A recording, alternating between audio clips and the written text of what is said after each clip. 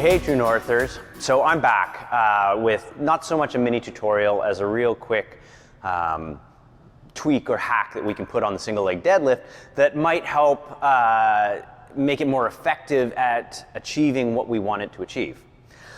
So since I started coaching the single leg deadlift, whatever, 20 some years ago, I have always used the cue of trying to get the back leg nice and straight and driving the heel rather than the toe towards the far wall, unlock bottom knee, and something like that, all right?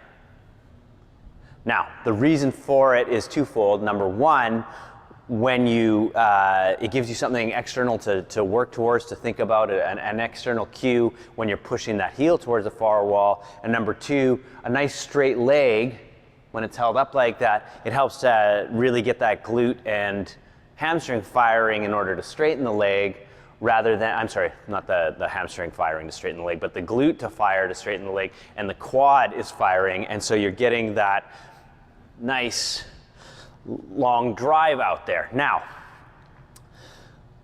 the thing is, what we want to get from the single leg deadlift, unless the variation is specifically to change that up, which that does show up, primarily we want to make sure those hips are level when we're going back into that single leg deadlift, and that there's a straight line from essentially from the ear to the knee, meaning that all along that posterior chain, there's tension to help hold that posture, all right?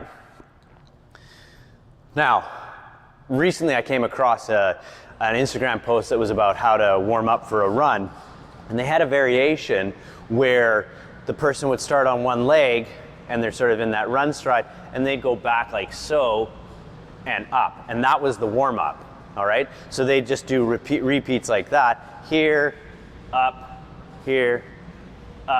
and I really kind of liked that, and so I threw it into the warm-up in the conditioning class just for a little change. But what I noticed is that people were finding it easier to keep their hips level, because when they're keeping their legs straight, and another cue that I would throw out is to try and think about dragging that toe along the ground to keep the hips level. But people would really struggle, and then they're also arching their head up hard in order to see it, and it relies on having a mirror. It kind of, by allowing the back knee to bend a little bit, it kind of sort of corrected itself, and their hips were a lot more even. Now, what you do want to be thinking about if you do this variation is that now I've got people thinking more about, like, you really want to get this part of the leg, this back part of the leg, towards the ceiling as you get into that hinge. So remember, the hinge is sitting back, the supporting legs aren't locked, but now we're doing it on the single leg, and we're concentrating on, let's say, this part of the leg getting up as high as you can as you sit back, and I'm less worried about that knee being straight. I just want to see that tension from the ear to the knee, and now you're firing along here. Okay? It's going to take a little bit of practice. You might not know exactly what it means, but maybe you can try it out. You can do it with any variation, you know, when it's weighted, when it's with a reach, and even that runner variation. Okay?